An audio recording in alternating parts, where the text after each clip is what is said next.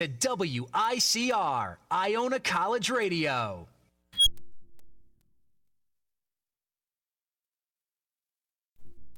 Okay. Wow.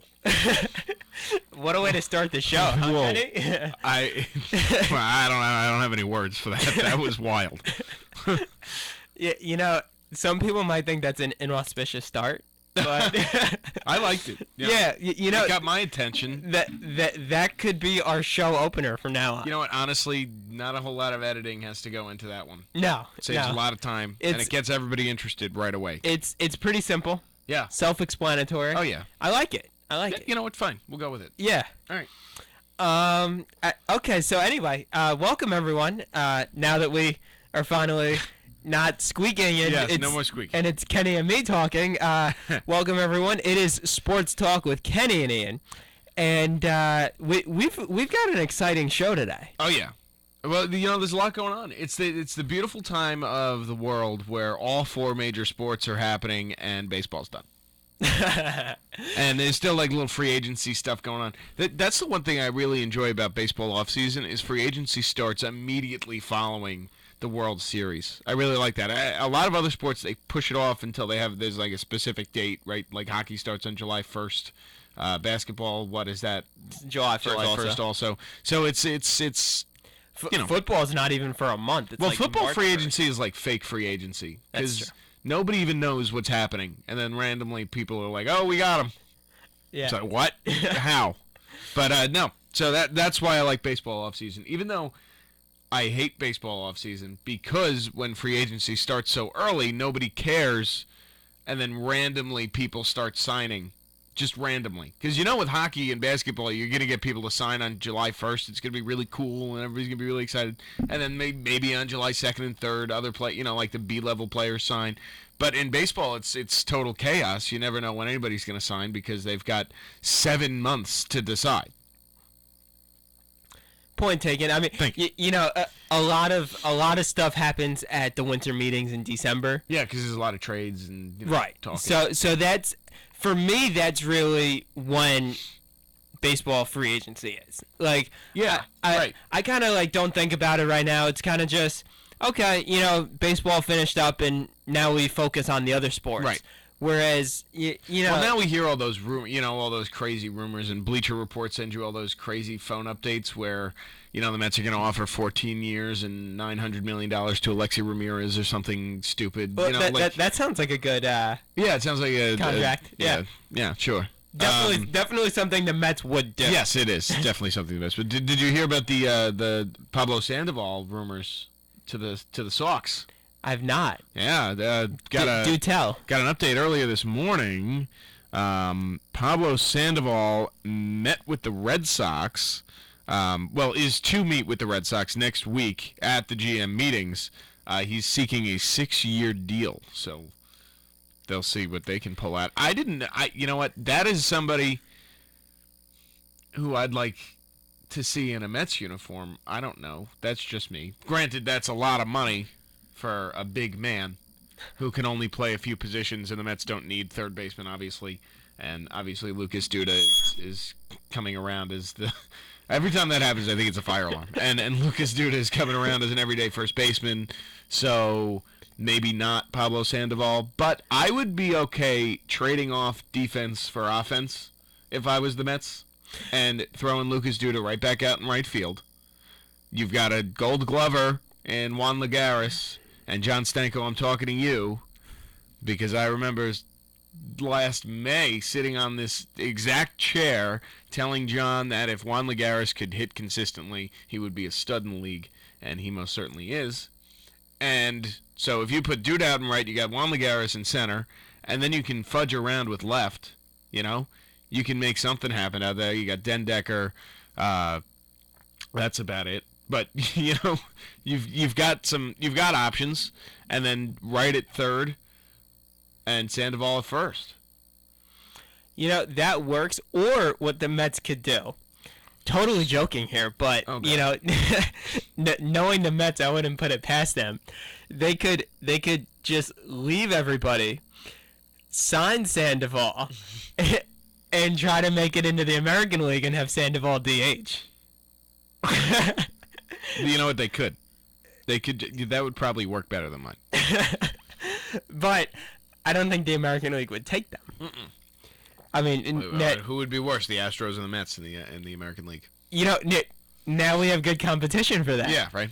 But no, baseball is not going to screw up. Now they finally have 15 teams. Yeah, each. they've. And everybody's like upset about the interleague play thing. I love Get it. over it. Who cares? I love it. It's just teams playing. It doesn't. Baseball is the only sport that makes a deal about what league or conference you're in. Yeah, it's weird. It doesn't matter. It's weird. Yes, there's the DH. Fine, I get that. But I don't get why there's the DH. I understand that it's a different rule. Yeah, I'm not really too big of a fan that one league has it, one league doesn't. Yeah, that's weird. I think It's weird. I think if you're gonna have it, it should be either the whole league. It's or like one nobody. league gets to use quarterbacks, one league doesn't. You Point, know? point taken. You know? That's a good way to look at it. Yeah, That- one league gets goalies, the other league doesn't. Yeah. It's like, what? That's a very interesting way to look at it. Granted, not the same. But you know what? Still the same. Yeah, because DHs make offense so much more potent. Right. So it's like as you said in hockey, if you have a goalie versus don't have a goalie. Right. That yeah, That's I chaos. mean I mean imagine like the Western Conference not having goalies in the NHL. Yeah. Yeah, I mean, I'm with you. But then Anyway. but then when Western Conference teams have to play at American League, have to play Yeah, then they have to throw this guy in who Yeah. hasn't played goalie in however long. yeah. It's Stupid. It's chaos there. Yes, it is. But I didn't think we'd start off talking about baseball free agency. Yeah, me neither. Sorry. But hey, that's what I love about this. This is sports on the fly. Oh, yeah. Oh, maybe that's what we should call it. Yeah. I think we should get rid of sports talk and just say sports on the fly. I like on the fly. Yeah, I like that. Let's do it. We're doing this show on the fly, everybody. Yeah, and I'm doing a lot of flying. And Yeah. it makes me nervous. I haven't really been on a plane in a long time, and now I'm going all over the world in like 3 days. I need like a suit thing, right?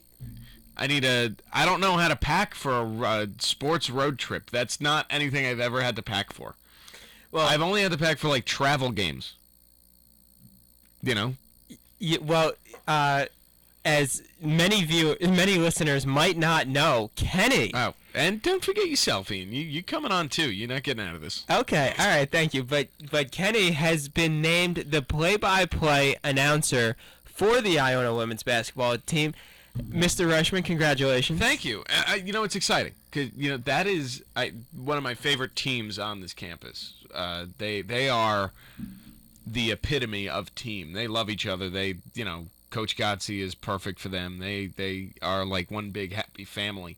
And so it'll be cool to travel with them, but I'm also traveling with them, and I'm afraid because I'm not attuned to the traveling natures of a basketball team or a women's basketball team or a college team of any sort. So I'm going to have to figure that out, as we would like to say here, on the fly.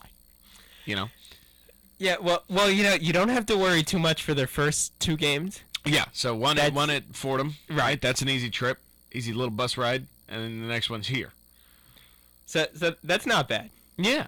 And your house is right near Hines. And the so, house I mean, is right near Hines, that's, yeah. And it's good because a lot of the games are over winter break, so it doesn't take away from schoolwork, which is the most important work, Yeah, Kenny's going on like their week-long trip, their week-long swing from California and Kansas. What an odd trip, huh? Yeah. Like, It's like let's go all the way across the country, and then on the way back just stop midway. Yeah, I play see. a game. The And cool thing is that the Kansas game is on ESPN3.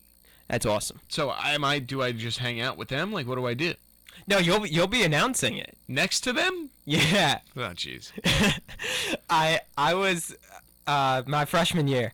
We had a game on ESPN3, and I announced it. Oh man. It's the only women's game. It's the only women's college basketball game I've ever announced, and we were sitting like right next to the ESPN3 crew. Oh gosh. And it was like, wow, Well, okay. it's just gonna be me, all by my lonesome, and then about 7 ESPN3 guys all lined up. Well, for ESPN3, there aren't that many people there. It's like just the two announcers and maybe one guy next to them. As opposed to the me and the me? Right. Yeah, all right. But Yeah. we'll see. Maybe we'll sneak you. I'll sneak you in my luggage. Okay. All right. Yeah. That works. Yeah. Yeah. We'll bring a sleeping bag so they don't have to get you another room. You know? Well, what if there are two beds? I can't get a bed? Ian, come on, man. You're pushing the envelope. No. Take what you can get. Jeez, I give the guy an inch, he takes a mile. Back off, Ian. I'm Anyway. flying on a plane in a suitcase, Kenny. Yeah, I'm sorry. Not my fault, brother. So when you're sitting in first class with the coaches. Wait, hold on. I'm in first class. I don't know. Probably you're not. Wait gonna, a second. What do you mean probably? I sit in first class? This is the first I'm hearing about it. Well, even coaches first class compared to a suitcase. Fair enough. All right, yeah, I can work with that first class life, though. You Yeah. know, get a little salmon on the way over to Cali. How long's that flight? That's got to be a long flight. Oh my gosh, that's gonna be the worst flight ever. But when you get out there, it's gonna be 3 hours earlier, so it's gonna be like no time. It's gonna be like I didn't even go anywhere. Right. It'll be you walk on the plane at 11 a.m. You get off the plane at 11 a.m. That's how it works. and then you go work on your That's tan. always what's made me nervous about that thing in the ocean. Wow, that was weird. The international date line, like when you kind of cross it. Oh, yeah. It's like, oh, missed a day, or like, go back in time. Like Yeah. weird. I don't Yeah. like it. Well, there's no international date line in the continental United States. Well, what if we go the opposite way? I don't know What why. if we take the long way, the scenic route Yeah. to Cali? Okay. All right. All right, sorry. You know that's maybe something to propose. Take the long way? I don't think they'd do it. No. I mean, they'd probably miss like half the season. Oh yeah, So- it'd take a long time. Probably miss the game. Yeah. Anyway. Play the game on the plane. Yeah, because maybe we wouldn't miss the game because when we went over the international date line, it'd go back in time. But what if you go the wrong way and then you're Well, just then like, it's wasting even more we're time? missing all the games. Yeah. I don't know. I don't get it. It's weird. The- Anyway, the travelings of the Iona women's basketball team. yeah, and I'm gonna start a blog. I think I'm gonna video blog. I like it. Yeah, I like it. That'll be fun, right? Yeah. We'll see. Follow Ken Reichman Oh yeah. on the Iona women's basketball team. Oh yeah. I like it. It'll be fun. I'll do I'll dance. Yeah, and then you read my articles about the team. I mean, Yeah. it'll be great. Exactly. We're We're just like a dynamic duo of women's basketball. we're just expanding their media coverage. Exactly. By like Yeah, I'm tenfold. happy because the game next week is at 11:30, and Right. then we're back in plenty of time for the men's game. Men's open up. Yeah, excellent. And the men's before the men's game, Kenny, a member of the Maroon Maniacs. Tell us a little bit about. Oh yeah, we're heading over to pregame. the pool deck, or as some would call it, the Maroon Lagoon. Wow. And we'll be having a little Galegate pregame party. There'll be tons of food, some rally towels, I believe, maybe some T-shirts. Alana Johnson will be DJing from the pool deck. It'll be a good time. It'll probably start at 6. I'm not sure. The game's at 7, so yeah, probably 6. And then we just walk right up the stairs, right out the door, and into the gym. And just like that, we're in the student section. We're a little wild and crazy, and go Gales. I'm looking forward to it. It'll be a lot of fun. That'll be a good time. It sounds like it will be a lot of fun. Yeah, it should be. I don't see why it wouldn't be. I Food, don't see why it wouldn't be. basketball, Oh yeah, and freebies. done. I'm there. I don't think you could ask for anything more. I mean, that's as good as it gets. It is. But you know what? If you want to, let's transition a little bit here. We're gonna talk basketball, right? So we're gonna at least let's touch on the professionals themselves and the work that they put in over the first week of the season, right? It's been a week and a half Yeah. ish. And what's your biggest surprise so far? I gotta go with biggest surprise: the Memphis Grizzlies, Really? 5-0. Yeah. I thought they'd be good, but I didn't see that coming. How about the Rockets though? Oh. 6-0. With every win by double digits. Oh yeah.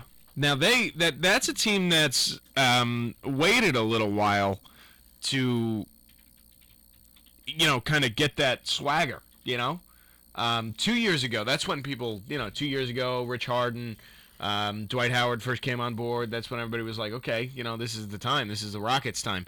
And it's taken them a little bit, to put their swagger together. But now they're flying. They are flying high right now. That is very true. I mean, 6-0, outscoring their opponents by an average of 14.7 points per game. Yeah, I mean, they're just, as you said, flying high. The Rockets, and unfortunately high. For the Grizzlies, same division. Right. So the Grizzlies, I mean, if the playoffs were to start today, which is my least favorite sentence in the world, but if the playoffs were to start today, the Grizzlies would unfortunately be seeded third, right? Is that how it works? I think so. Let's take a look. No, second. Second. Oh, that's weird. Oh, okay. You know why? Because division leaders get either 1, 2, 3, or 4. And Right, then the right, second, right. Okay, that's interesting. I don't think I like that. I still think division leaders should get 1, 2, 3. No, but what if you have a division that's just absolutely horrible? You're a division winner. I like this. I think all right, it's not bad. I think if you have a team, I'll give it to you. It's not bad. If you have a team that's ridiculous, but they're in second place to a team that's even more ridiculous. All right. Why should you have to be seeded fourth? All right, fine, Ian. No teams in the East are undefeated. No. Everybody in the East is lost, and we're not going to get on the Cavaliers. We're not going to do that. I don't know if you wanted to do that, but we're not gonna. We're above that. We are above that. We don't need. They're going to win. They're going to win games. Right. Okay. They're 1-3. Oh my gosh! Wow. They're awful. Okay. So they are 1-3, but then when they finish 79-3. Yeah, exactly. They're gonna. What do they finish? 60-22. Right. I mean, right. 58-24. I'll take that. Everybody would. Yeah. So let's relax about the Cavs. We're not going to talk about them because, like you said, we are above it. But we will talk a little New York basketball real quick. Okay. Right quick. The Nets and the Knicks. I struggle for words for these two teams because the Nets are going to have trouble because Deron Williams is going to get hurt. It's just a proven fact. He's going to get hurt sooner or later. Probably so is Brook Lopez. And Joe Johnson can't carry a team. What is he now, 32, 33? He can't carry this team when they go down, and they will go down. But not a bad start for them, to get the season started. I have to say I'm a little impressed with the way they hung in against Minnesota. 98-91 the final there. And then they come out tomorrow, or is that tonight? Tonight, Friday, against the Knicks. That's the early season huge game matchup for them. Huge for game both right of those two teams. Yeah, whoever wins this game is going to finish second in that behind Toronto in that division. Yeah. And I know it's we were 4 games in, but still, that's how I feel. I feel that right now. Whoever wins that game will probably. So in April, we'll point back to this game. And you got to remember what I'm saying. This is why this team is in second place right now. And just a quick few things. We'll do MLB thing first. Dodgers free agent shortstop Hanley Ramirez is telling teams that he is willing to switch positions. So that is something that the Mets could really look at. Again, Hanley Ramirez, very expensive. I'm not crazy. I don't want everybody to think that I'm this crazy Mets fan who thinks that they're going to sign Pablo Sandoval and Hanley Ramirez and John Lester and still be like $40 million under the cap. Yeah, I'm not wild. I'm not crazy. I'm not stupid. I'm not suggesting that they should sign Hanley Ramirez or that they should sign Pablo Sandoval. But I am saying that they need a shortstop and they need an outfielder. Those are the two things they need. Their starting rotation is beautifully set. Their bullpen is beautifully set. Their corner infield is beautiful. Due to the right, their Darno is nice behind the plate. Lagares is going to play every day in center field. You know, what else happens in the outfield is really, kind of up for grabs. I mean, Granderson's going to play. And Murphy's going to be at second. And there you go. You need a shortstop and a left fielder, and that's a playoff team. To me, that's a playoff team. I mean. Yeah, I was very surprised with how the Mets wrapped up the season. I expected them to be well below 500, but when you look at it, they were right there. Right, and it's hard because you know what happens when you're in a rebuild. And trust me, I've been part of rebuilds before. #Islanders. For a very long time. The continuously rebuilding NHL team. Hey, back off. Anyway, what happens is when you're in a rebuild for as long as you're in a rebuild,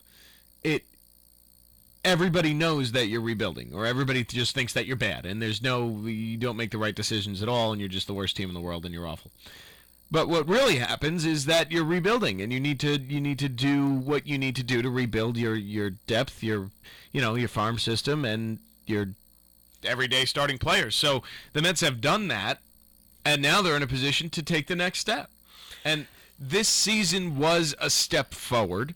It wasn't a big step forward, but it was a step forward. And I think next season you're going to see them take the step from maybe kind of in wild card contention to in wild card contention, and in a division that always seems to struggle in the beginning and middle of the year, especially against the Nationals team that always seems to struggle pulling away from the division, a Braves team which is on its way down, a Marlins team which can't win a game to save its life, and the Phillies. The Phillies don't even count, Yeah.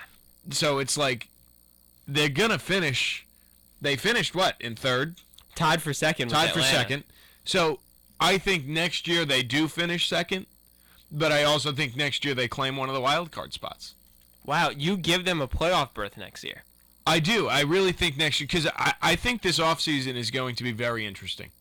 Because I think, and everybody who is listening to the basketball segment will come back to you later, but I think the idea of Harvey, G, Neese, DeGrom, Wheeler, Cologne, you've got too many players, right? You've got too many. And so you're going to have to get rid of one. And it's probably going to be Neese or G. Either Dylan G or John Neese is going to go. And regardless of which one it is, you're going to get a solid, I think, return. Right? I'm not crazy for thinking that.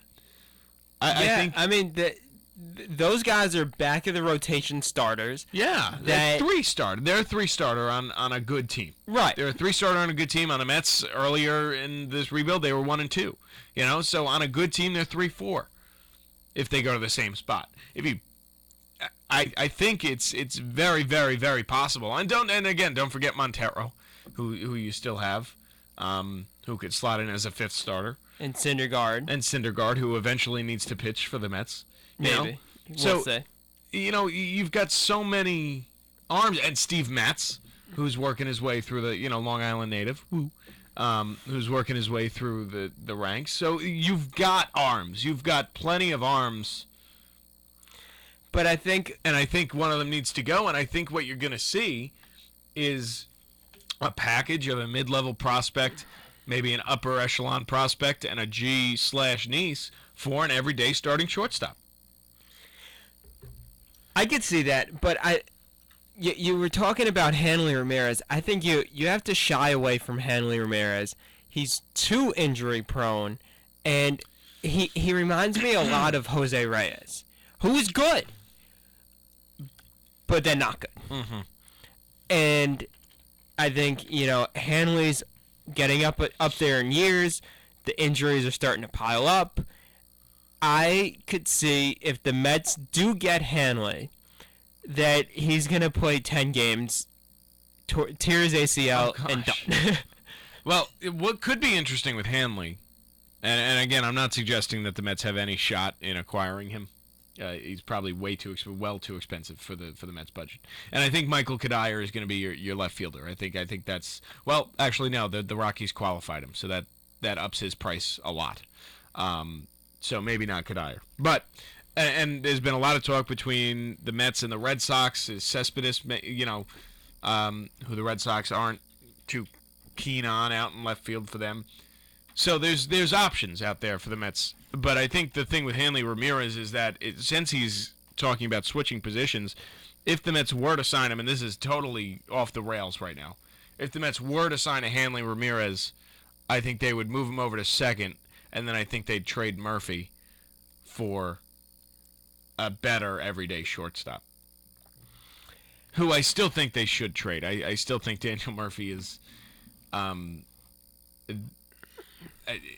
he needs to go. I don't think he slots in as the future. I think he's run his course as a Met, and it's unfortunate because he's one of my favorite players on the Mets. He plays hard every day, but he doesn't slot in, to what the Mets are trying to do. Yeah, I mean, I think he's a young player, and I think I would take him as a building the organization over Hanley. Me too. However, I think he's a DH, and he needs to go play in a DH position. He can't field. He can't run. It's like a curse. But he's a pure hitter. Kid can hit. Yeah. And he needs to be on a team where he can just hit. And I think the Mets are doing themselves a disservice by keeping him around and hurting players like Dilson Herrera and Wilmer Flores and any other middle infielder that they have in their system who isn't playing because Daniel Murphy's there. The Mets got lucky last year. I'm going to say lucky when David Wright goes down with a shoulder injury, and they could move Murphy over to third, and then Herrera and Flores play short and second. And that's what they want. They want Herrera, Flores to be their short second. And Herrera's a guy who's going to be in the major leagues for a long time. So Murphy is holding him back, and for what? Looking at it that way, that's an interesting point. I was intrigued by what you were saying with the Mets trying to get Cespedes from the Red Sox. Mm-hmm. I think he fits in beautifully there in left field. I think so too, and I think that's your best bet if you're the Mets. It just depends on whether or not the Red Sox are willing trade partners, and the Red Sox. This could be an interesting situation where a 3-team deal could really work out beautifully. What we've heard a lot about is the Red Sox wanting to acquire Alex Gordon from the Royals.